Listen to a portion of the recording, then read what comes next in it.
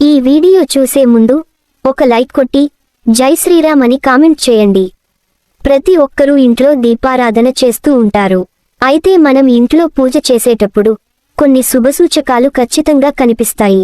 మనం చేసే పూజలను దేవుడు స్వీకరిస్తున్నాడా లేదా అనే విషయాన్ని కూడా సులభంగా తెలుసుకోవచ్చు. పూజలో కనిపించే శుభసూచకాలు ఏమిటి? పూజ చేసేటప్పుడు పాటించాల్సిన నియమాల గురించి ఈ వీడియోలో తెలుసుకుందాం. ముందుగా ఈ వీడియోకి ఒక లైక్ కొట్టి మన ఛానల్ని సబ్స్క్రైబ్ చేసుకోండి. మన ఇంట్లో పూజ చేసేటప్పుడు తరచూ కొన్ని సంకేతాలు కనిపిస్తూ ఉంటాయి. ఆ సంకేతాలు ఏమిటో తెలుసుకుని మనకు మంచి జరుగుతుందా లేదా చెడు జరుగుతుందా అని ముందుగానే ఊహించవచ్చు.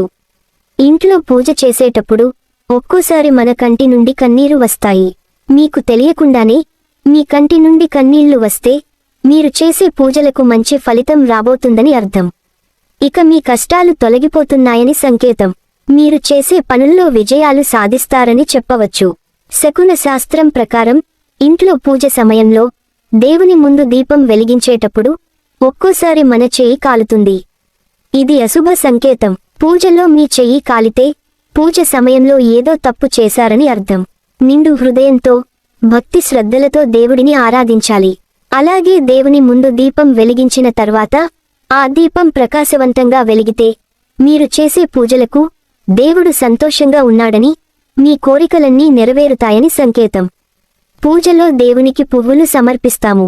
అయితే ఒక్కోసారి మనం పూజ చేసేటప్పుడు దేవుడి చిత్రపటం ముందు నుండి పువ్వులు కింద పడుతుంటాయి. మతపరంగా ఇలాంటి సంకేతాలు చాలా శుభసూచకం. మీరు ఇంట్లో పూజ చేసే సమయంలో దేవునికి పెట్టిన పువ్వులు అకస్మాత్తుగా కింద పడితే దేవుడు మీ పూజలకు సంతోషంగా ఉన్నాడని, మీ ఇంటికి మంచి జరగబోతుందని సంకేతం. ఈ పువ్వులను దేవతల ఆశీర్వాదంగా భావించాలి.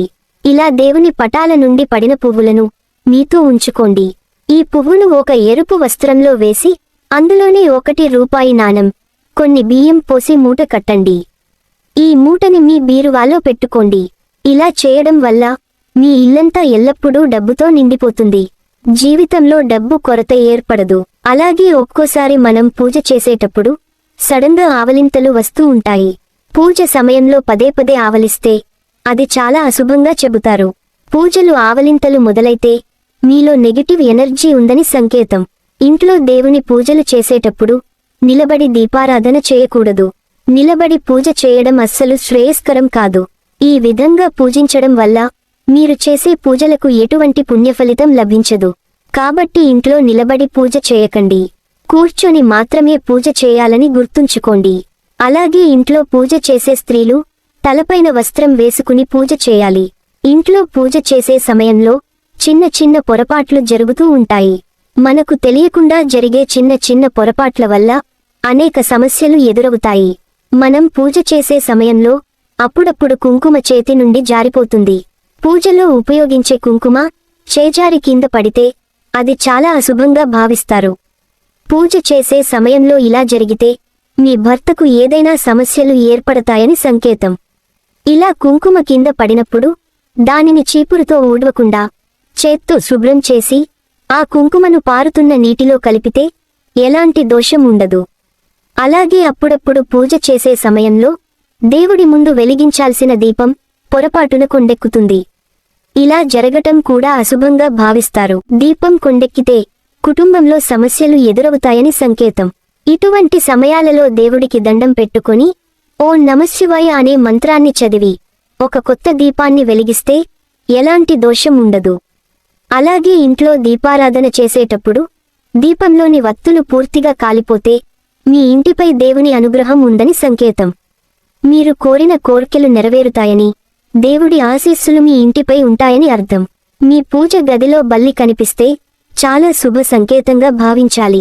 బల్లులను లక్ష్మీదేవి సంకేతంగా భావిస్తారు. కాబట్టి మీ పూజ గదిలో బల్లి కనిపిస్తే మీ ఇంట్లోకి లక్ష్మీదేవి అడుగు పెట్టబోతుందని, డబ్బు సమస్యలన్నీ తొలగిపోతాయని సంకేతం. పూజ గదిలో నల్ల చీమలు కనిపిస్తే మీరు త్వరలోనే ధనవంతులు కాబోతున్నారని శుభసూచకం. మీ ఇంట్లోకి లక్ష్మీదేవి అడుగుపెడుతుందని, మీ సమస్యలన్నీ తీరిపోతాయని అర్థం. అలాగే పూజ గదిలో దీపం వెలిగించినప్పుడు ఒక్కోసారి దీపం నుండి శబ్దం వస్తుంది.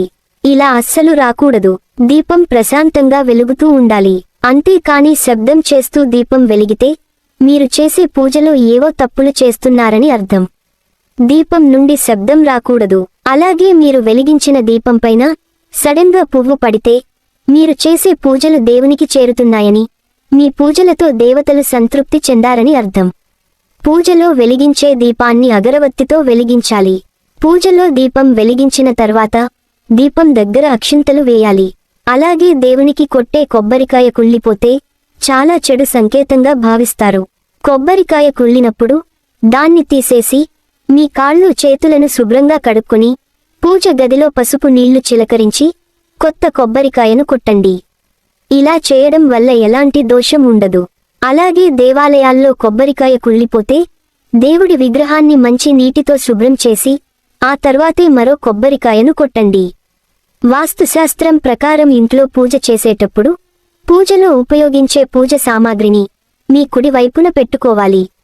ఇలా చేయడం వల్ల మీ కుటుంబానికి ఐశ్వర్యం సిద్ధిస్తుంది.